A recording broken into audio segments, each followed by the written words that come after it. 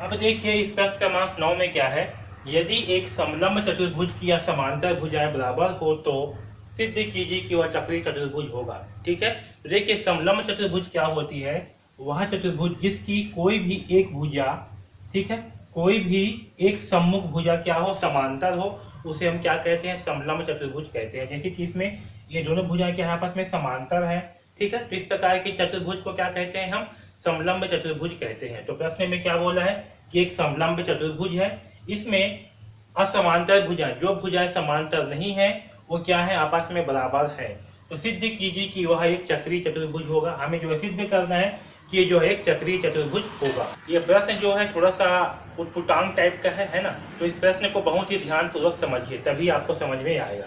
Okay, तो चलिए इसे हल करते हैं। तो देखिए हम मान करके चलते हैं कि यहाँ पर जो है ABCD क्या है, एक समलंब चतुर्भुज है, जिसमें AB क्या है, समांतर है CD का। इसमें AB जो है समांतर है इस CD के। ठीक है, ऐसे मान करके चलते हैं। तो जब AB समांतर होगा CD का, इसका मतलब क्या होगा कि जो आपका AD होगा और ये BC होगा, ये दोनों भुजा क्या होंगे, आपस में बराबर होंगे। ठीक है, प्रश्न में दिया है, इसलिए AD क्या होगा, बराबर होगा आपके CB का।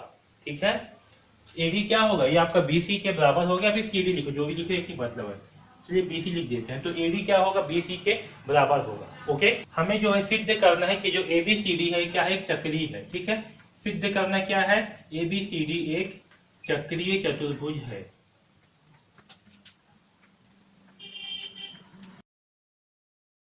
तो चलिए इस प्रश्न में जो है हमें जो है ना रचना करना पड़ेगा, रचना यानी कि कुछ अलग करना पड़ेगा। ठीक है, तो देखिए हम क्या करते हैं, यहाँ पर से जो डायग्राम बना है ना, ये हल्का से ऐसे टेढ़ा है। ठीक है, यहाँ एकदम सीधा दिख रहा है, ये कुछ इस प्रकार से है।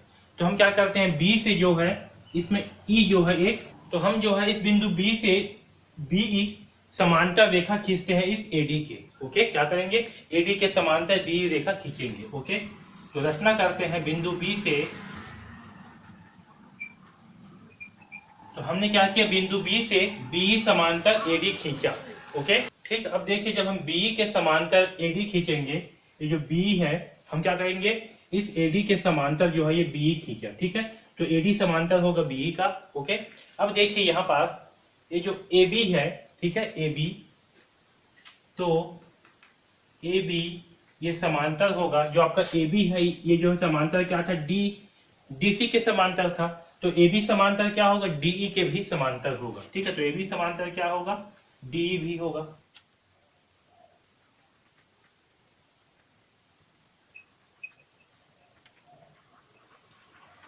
ठीक है, तो ए बी समांतर होगा डीई का। क्यों, क्योंकि ए बी जो है ये समांतर है इस डीसी का, इसलिए डीई के भी समांतर होगा। ओके, और देखिए हमें क्या दिया है, हमें जो है एडी समांतर होगा इस बीई का। ठीक है, कहां से रचना की है हमने, हमने क्या रचना की है कि ये जो ए बी है, एडी है, ये क्या होगा, समांतर होगा बीई का। तो एडी समांतर होगा बीई का। ये कहां से आया, ये आया है रचना की है वहां। ठीक है, तो रचना से। तो देखिए क्योंकि इसमें जो दोनों भुजाएं हैं, मतलब इसमें जो चारों भुजाएं हैं, इसमें जो सम्मुख भुजा है ए बी ई डी में, किसमें, ए बी ई डी में,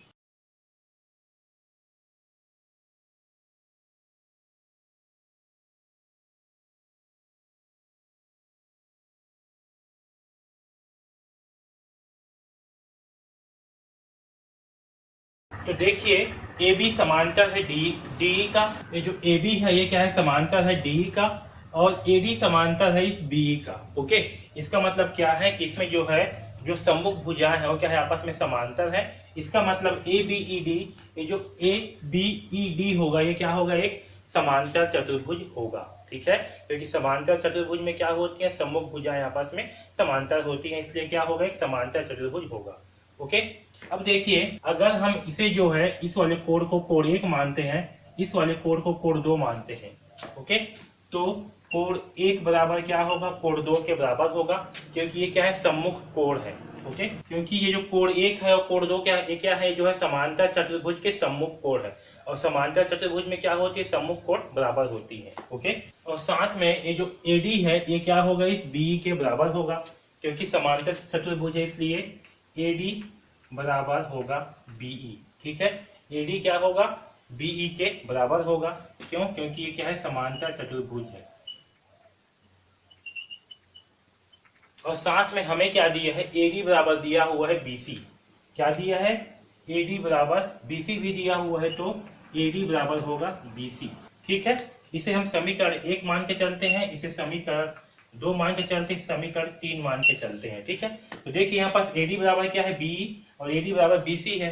इसका मतलब क्या होगा, समीकरण 2 और 3 से, तो समीकरण 2 और 3 से क्या होगा, हमें बीई बराबर बीसी प्राप्त होगा। क्या होगा, इस बीई बराबर बीसी प्राप्त होगा। ठीक, यहाँ तक सबको समझ में आया। अब देखिए त्रिभुज बीईसी में, ये जो यहाँ पास ये जो त्रिभुज बना हुआ है बीईसी, इसमें देखिए तो इसमें क्या है, हमें बीई बराबर बीसी प्राप्त हुआ है, बीई बराबर बीसी। ठीक है, ये जो बीई है ये क्या है, बीसी के बराबर है। और हमने प्रमेय में पढ़ा है कि किसी त्रिभुज में सम्मुख भुजा के, अगर सम्मुख भुजा आपस में बराबर हो, सॉरी, किसी त्रिभुज में बराबर भुजाओं के सम्मुख कोण क्या होती है, बराबर होती है। तो त्रिभुज में क्या होती है, बराबर भुजाओं के सम्मुख कोण बराबर होती है। तो बी बराबर है बीसी का, ये क्या है, बीई जो है बराबर है बीसी का, यानी कि ये दोनों कोण क्या होंगे, आपस में बराबर होंगे। ओके, तो इसे नाम दे देते हैं 3 और इसे नाम दे देते हैं 4।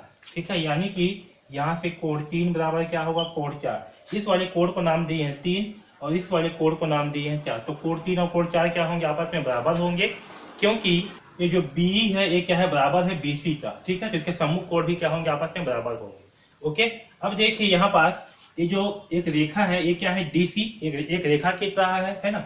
इस डीसी में क्या है, आपका कोण 2 और एक कोण 3 बन रहा है। ओके, तो देखिए ये जो रेखा है, ये वाला डीसी, इसमें क्या है, आपका एक कोण 2 है और एक कोण 3। तो एक कोण 2 और कोण 3 का मान क्या होगा, 180 अंश होगा। इसे कोण 2 कर देता हूँ, इसे कोण 3। ठीक है, तो कोण 2 और कोण 3 का योग क्या होगा, 180 अंश, क्यों, क्योंकि ये जो एक रेखीय युग्म है। ठीक है, और रेखीय युग्म का कोण क्या होती है, 180 अंश का होता है ना। ठीक है, तो ये कोण 2 और कोण 3 का मान क्या होगा, 180 अंश होगा। ओके, अब देखिए यहाँ पर ये समीकरण 1 में, यहाँ पर देखिए कोण 1 बराबर क्या है, कोण 2, और समीकरण इसमें क्या है, कोण 3 बराबर कोण 4।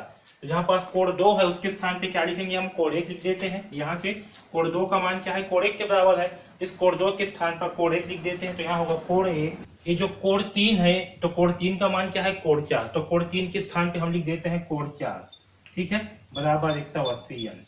ठीक, तो एक कोण 1 और कोण 4 का योग क्या हो गया, 180 अंश हो गया, यानी कि कोण 1 ये है और कोण 4 ये वाला कोण है, जो कोण सी है, ये क्या है, कोण 4। इन दोनों का योग क्या है, 180 अंश। इसका मतलब कि कोण डी और कोण इसका मान भी क्या होगा, 180 अंश होगा। तो अगर मैं इसे जो है 5 नाम दूंगा, इसे 6, तो क्या होगा, कोण 5 और कोण 6 का योग भी क्या होगा, 180 अंश होगा।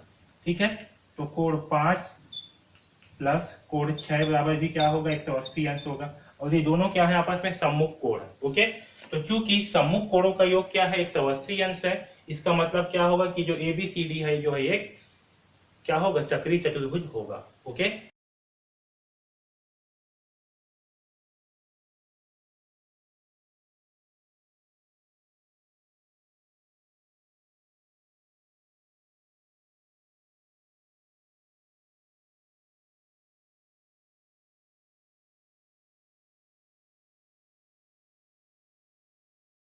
तो देखिए यहाँ पास क्या है, कोण 1 व कोण 4 का योग कितना है, 180 अंश है। और ये जो कोण 1 और कोण 4 है, ये जो है सम्मुख कोण है। ओके, और सम्मुख कोणों का योग क्या है, 180 अंश।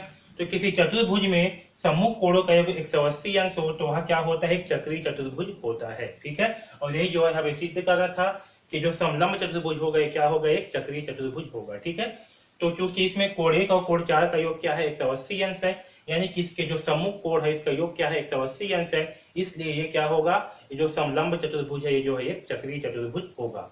आया समझ में।